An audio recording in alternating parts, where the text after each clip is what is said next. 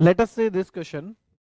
The question is saying two identical capacitors are connected in series as shown in the figures.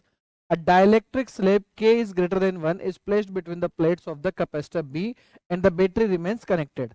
पहले हमें दो series connected capacitors दिए गए हैं, potential दिया गया है V.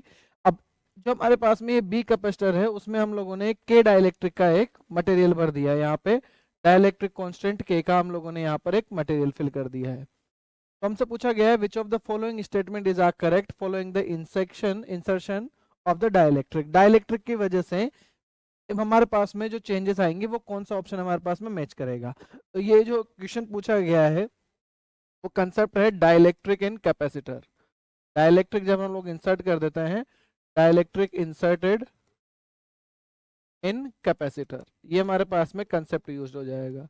तो हमें पता है कि यहाँ पर देखिए हमारे पास चार ऑप्शन है. The charge supplied by the battery increases, capacitor of the system increases, the dielectric field in the capacitor be increases और the electrostatic potential energy decreases.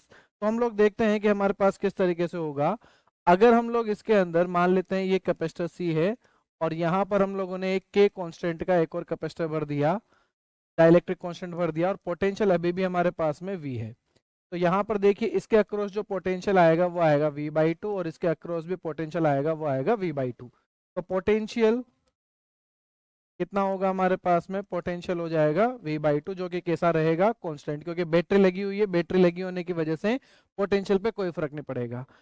Dielectric constant हमारे पास k है तो जो नया सी डैश आएगा वो हमारे पास हो जाएगा k टाइम्स ऑफ c. तो ये इंक्रीज हो रहा है.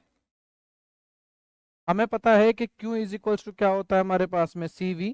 तो अगर मैं न्यू चार्ज निकालना चाहूँ q डैश तो क्या हो जाएगा, देखिए पोटेंशियल कांस्टेंट है, कैपेसिटेंस k टाइम्स हो गया तो चार्ज भी हमारे पास k टाइम्स हो जाएगा, ये भी क्या हो जाएगा हमारे पास में इंक्रीज.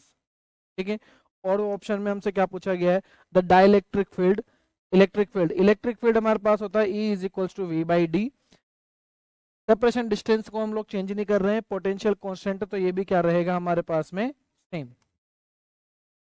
और the electrostatic potential energy decreases, electrostatic potential energy हमारे पास कितना हो जाएगा, हाफ cv². तो अगर हम लोग कैपेसिटेंस की बात करें तब एनर्जी इज इक्वल्स टू हो जाएगा हमारे पास में, एनर्जी इज इक्वल्स टू हो जाएगा हाफ cv².